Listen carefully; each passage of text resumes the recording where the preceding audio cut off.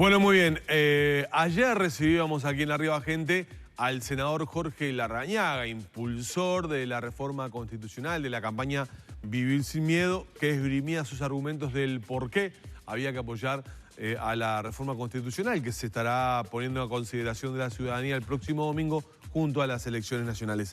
A partir de este momento vamos a recibir a la integrante del movimiento No a la Reforma, Mariana Rodríguez, para que también pueda expresar los puntos contrarios a esta reforma que se está impulsando desde el sector del senador Jorge Larrañaga. Buenos días, gracias por acompañarnos. Buenos días. No, gracias a ustedes y muy feliz día.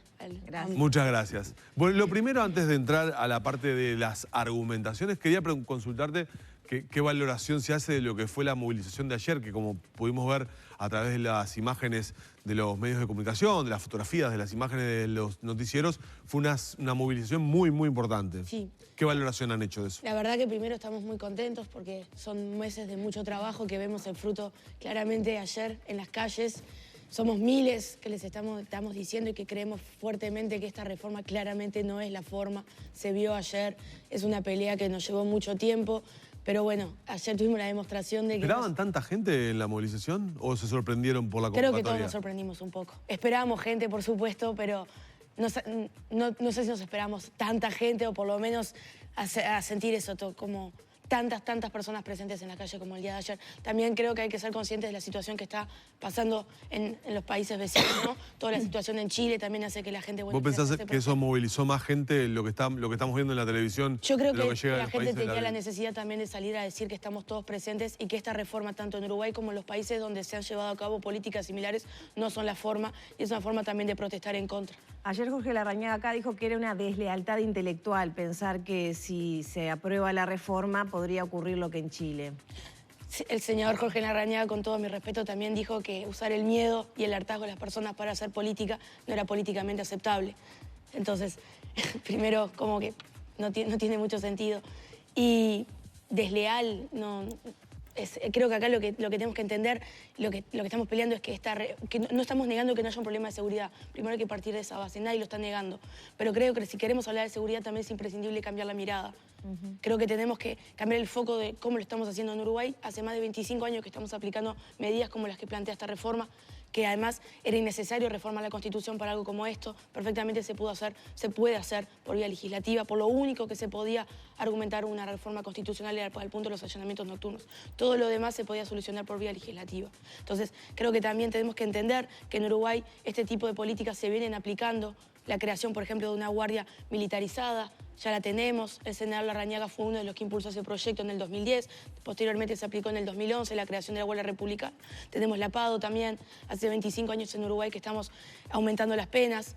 Hoy tenemos una población privada de libertad de más de 12.000 personas. Entonces, claramente ese no es el camino. Lo que tenemos que hacer es cambiar la mirada de una vez y apostar por medidas alternativas. ¿Y ustedes no ven con buenos ojos la republicana actual que tenemos hoy o el PADO?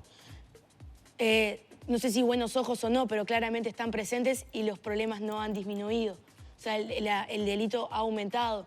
En un país también donde estamos en un crecimiento social, en un contexto de crecimiento social, los delitos crecen en paralelo. Entonces, que eso es una de las fuertes críticas que le hacemos a esta reforma, que le falta argumento, que le falta un análisis atrás. En ningún momento está acompañado de una explicación que nos diga los problemas son este y este, por ende se justificaría una reforma constitucional de este tipo. Realmente no va a la raíz del problema, no estudia las causas estructurales del delito, que son las que en todo caso... Claro, usted lo que dice es que la represión del delito ha fallado porque hay más hechos delictivos, Claramente. más presos. Sí. O sea, y dicen que desde el punto de vista de la represión, el incremento de la represión, ha fallado porque hay más delitos, se cometen más homicidios, hay más rapiñas, hay más hurtos y hay más personas privadas de libertad también. Sí, o sea, la severidad del castigo nada tiene que ver con el crecimiento del delito, eso queda claro, y son este tipo de políticas que nos lo demuestran.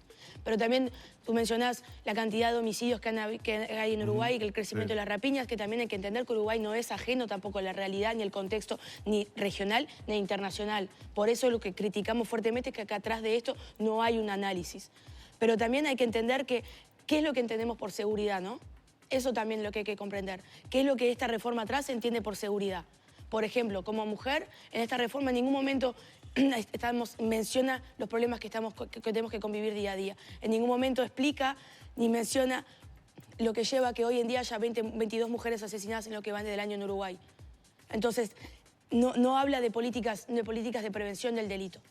Lo único que menciona esta reforma es atacar el problema cuando ya es tarde.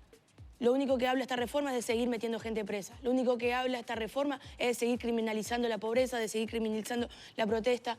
Esta reforma no ataca en ningún momento, no nos da una solución real. En los allanamientos nocturnos, por ejemplo, esta reforma va a atacar lo que es el microtráfico, las bocas de pasta base. En ningún momento plantea de ir realmente a atacar las rutas de financiamiento del narcotráfico. Hace pocas horas escuchaba una entrevista a Noria, el director de la Brigada Antidrogas, y él, con 23 años de experiencia, un hecho que me llamó la atención es que decía que veía positivo el tema de los allanamientos nocturnos para el microtráfico, porque la policía no puede hacer nada con el tema de las bocas que hay, porque funcionan a la noche, sobre todo, y en las últimas horas también hablando con fiscales dedicados al tema de estupefacientes, decían que desde ese lugar lo veían positivo. ¿Ustedes no creen que ese puede ser un aporte? Yo no soy quien para cuestionar sus 23 años de experiencia, pero también el sindicato policial dice que no está preparado para cumplir estas funciones. Que no es que no esté preparado, sino que no tiene las garantías para cumplir estas funciones. Como está planteada la reforma constitucional para este punto, no plantea no explica ni cómo va a ser el accionar, cómo se va a proceder, y tampoco da garantías ni para las personas que están dentro del hogar ni para las personas que viven alrededor.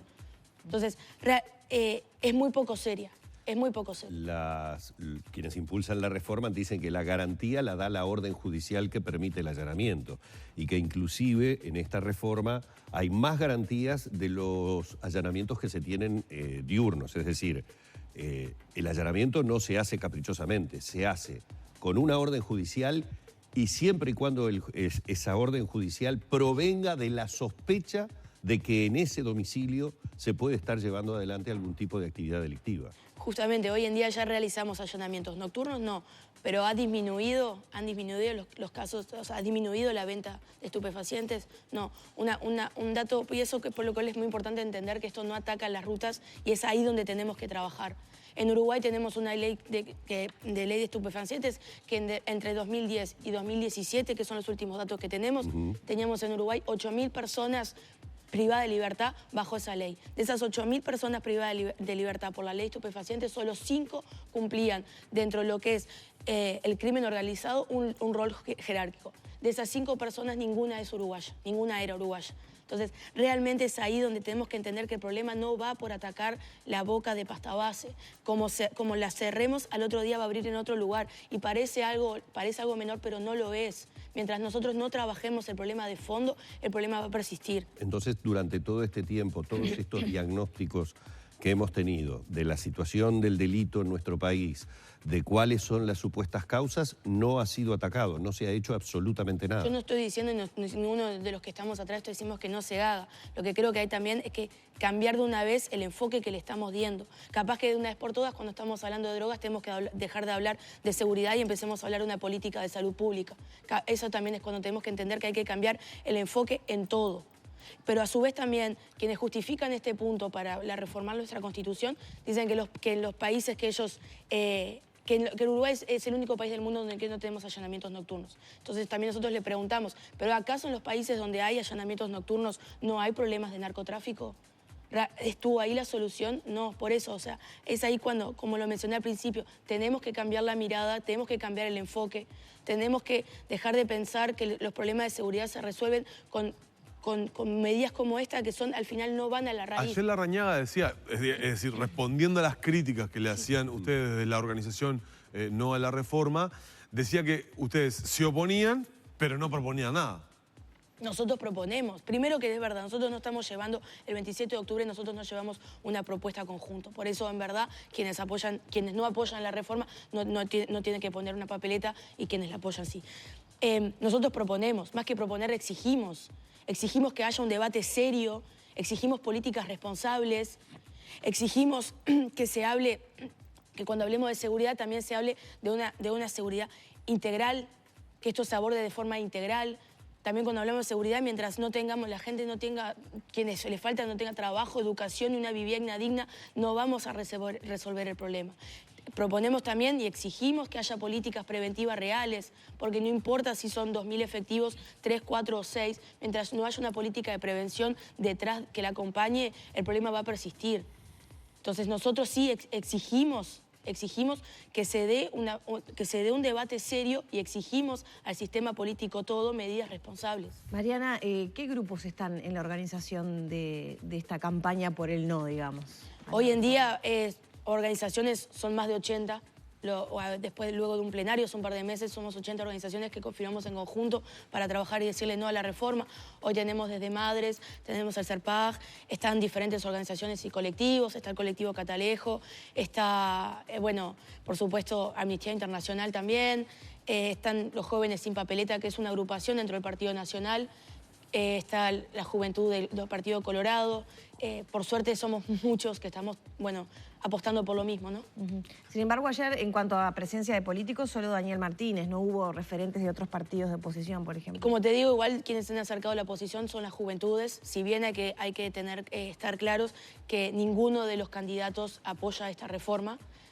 Sí, el día de ayer se acercaron personas del Frente Amplio, pero también nosotros desde el principio dejamos muy en claro que no somos políticos partidarios y como se ha acercado el Frente Amplio, también nos hubiese encantado que se acerque, bueno, los candidatos o X de la oposición para permitirnos también dar este debate, que sobre todo es con ellos que creemos que era lo más importante tenerlo. Bueno, vamos a agradecerle mucho a Mariana Rodríguez, integrante del movimiento No a la Reforma, estos minutos en la mañana de Arriba Gente. Muy amable, Mariana.